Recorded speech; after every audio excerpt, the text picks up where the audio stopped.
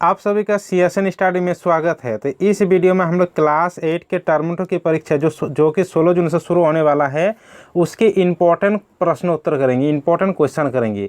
देखिए, सबसे पहले हम लोग सामाजिक विज्ञान का आप इम्पोर्टेंट प्रश्नोत्तर करेंगे। सामाजिक विज्ञान में आप लोगों का एक विषय है भूगोल यानी ज्योग्राफी। भूगोल के आप लोगों का 3 विषय, तीन चैप्टर टर्म 2 के एग्जाम के लिए इंपॉर्टेंट है। उसमें से एक चैप्टर है आप लोगों का खनिज, जो कि हम कंप्लीट करा चुके हैं। अगर आप लोग नहीं देखे हैं तो जाकर देख लीजिएगा।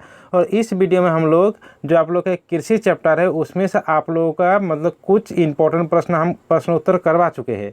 अगर नहीं देखे हैं तो जाकर देख लीजिएगा। इस वीडियो में कृषि के ही कुछ इंपॉर्टेंट प्रश्नोत्तर हम बोले थे कि कुछ दिन बाद कर देंगे। तो जो इंपॉर्टेंट प्रश्नोत्तर कृषि का जो आप लोगों के 5 से 6 इंपॉर्टेंट प्रश्न और होने वाला है, तो ये सब प्रश्नोत्तर पढ़ लीजिएगा। इस वीडियो में हम लोग पढ़ेंगे एकदम आराम से। और एक आप लोग का चैप्टर है मानव संसाधन, उसका भी वीडियो जल्द ही बना देंगे।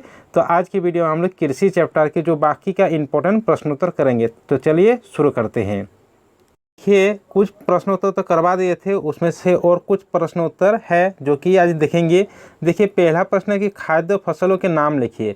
खाद्य फसलों के नाम क्या क्या है कि गेहूँ, धान, मक्का, ज्वार, बाजरा, खाद्य, ये सब खाद्य फसल है। अब अगला प्रश्न है कि रेशेदार फसल के 2 उदाहरण दे। तो रेशेदार फसल किसको कहेंगे? जूट और कपास को रेशेदार फसल कहेंगे। अगला प्रश्न है कि 2 प्रमुख पेय फसल के नाम लिखिए। पेय फसल जैसे मतलब जिसको हम लोग पीते हैं ना, जैसे पीते क्या चाय और कॉफ़ी पीते हैं, तो चाय और कॉफ़ी ही होगा पेय फसल। यानी चाय और कभा को ही कॉफ़ी बोला जाता है।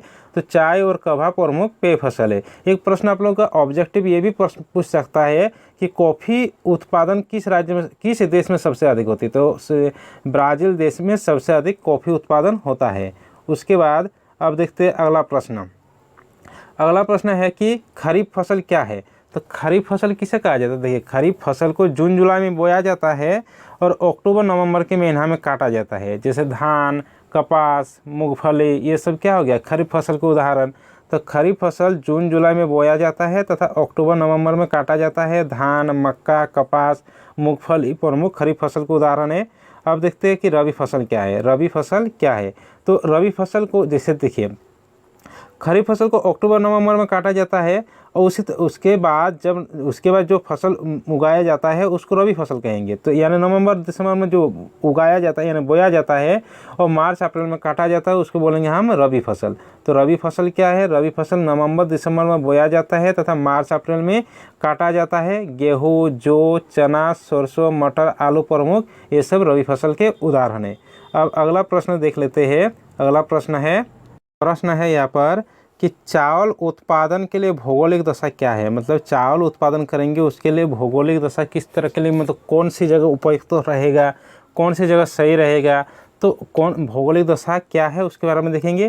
तो चावल उत्पादन के लिए तापमान 16 से 27 डिग्री सेंटीग्रेड यानी तापमान जो होना चाहिए वो 16 से 27 डिग्री सेल्सियस होना चाहिए। और वह वर्षा कम 100 से 200 सेंटीमीटर के बीच होना चाहिए तथा चिकनी जलोढ़ मिट्टी जिसमें जल रोकने की क्षमता यानी जल सोखने की क्षमता हो और उपयुक्त होता है। तो चावल उत्पादन के लिए ये उपयुक्त होता है भौगोलिक दशा। अब अगला प्रश्न देखते हैं।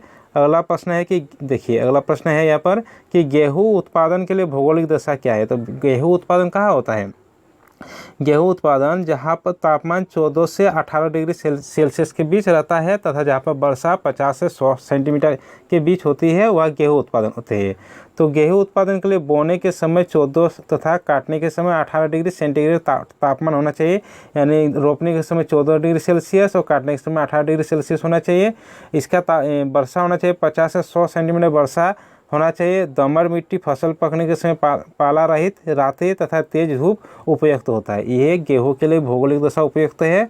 अब अगला प्रश्न देखते हैं। अगला प्रश्न देखिए, अगला प्रश्न है कि चालबासा पशुचारण भारत के किस राज्य में होता है? देखिए, चालबासा पशुचारण, और चालबासा पशुचारण के बारे में हम लोग अगला वीडियो में देखा थे कि चालबासा पशुचारण किसे कहते हैं। जिसे चालबासा पशुचारण भारत के किस राज्य में होता है? तो चालबासा पशुचारण भारत के राजस्थान, हिमाचल प्रदेश एवं जम्मू कश्मीर में प्रचलित है। अब अगला प्रश्न देखते हैं। अगला प्रश्न है कि जूट के मुख्य उत्पादक देश कौन कौन से? जूट का उत्पादन कौन कौन से देश में होता है? तो जूट का मुख्य उत्पादक देश एक बोल सकते हैं भारत है और एक है बांग्लादेश। यानी विश्व में भारत और बांग्लादेश जूट के मुख्य उत्पादक देश है। अब अगला प्रश्न देखते हैं। देखिए, अगला प्रश्न बहुत ही इंपॉर्टेंट है। प्रश्न है कि पर्सन को सुनहरा रेशा क्यों कहा जाता है, कारण बताइए। तो पर्सन नई जलोढ़ मिट्टी तथा जल जमा होने वाले क्षेत्रों में उगाया जाता है।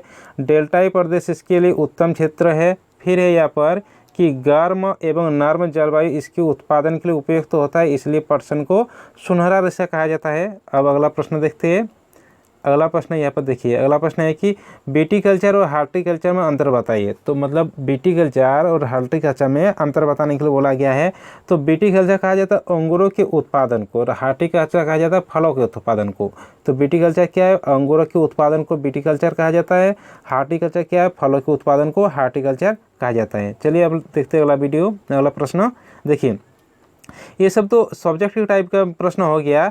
देखिए आप लोगों के पैटर्न तो आप लोग देख लिए हैं, जो पैटर्न हम बनाए भी थे इस वीडियो इसी चैनल में, कि उसमें आप लोगों का लघु स्तरीय प्रश्न रहेगा, दीर्घ स्तरीय प्रश्न रहेगा। तो उसमें तो लघु स्तरीय प्रश्न भी रहेगा, और मतलब बोल सकते हैं कि एक शब्द का, एक वाक्यों का, तो उस सब प्रश्न भी लिए है। जैसे रिक्त स्थान की पूर्ति कीजिए। जैसे कृषि, कृषि एक प्रकार का डैश क्रिया है। तो कृषि क्या एक प्राथमिक क्रिया है, जो हम पहले वीडियो में बना किए थे, प्राथमिक क्रिया द्वितीय क्रिया। तो कृषि क्या एक प्राथमिक क्रिया है। अब अगला 2 नंबर प्रश्न है कि भारत की कुल भूमि का कितना प्रतिशत कृषि योग्य है। तो 51% भारत का भूमि कृषि योग्य है। अगला प्रश्न है यहाँ पर, स्थानांतरित कृषि को उत्तर पूर्वी भारत में किस नाम से जाना जाता है। स्थानांतरित कृषि को उत्तर पूर्वी भारत में डैश खेती कहते हैं। तो स्थानांतरित कृषि को उत्तर पूर्वी भारत में झूम खेती कहा जाता है। ठीक है। अब अगला प्रश्न जैसे है 4 नंबर कि चाय, कॉफ़ी, रबर कृषि की कौन डैश कृषि की फसल है। तो चाय, कॉफ़ी, रबर ये रोपण कृषि का एक उदाहरण था। तो रोपण कृषि की फसल है ये वाला।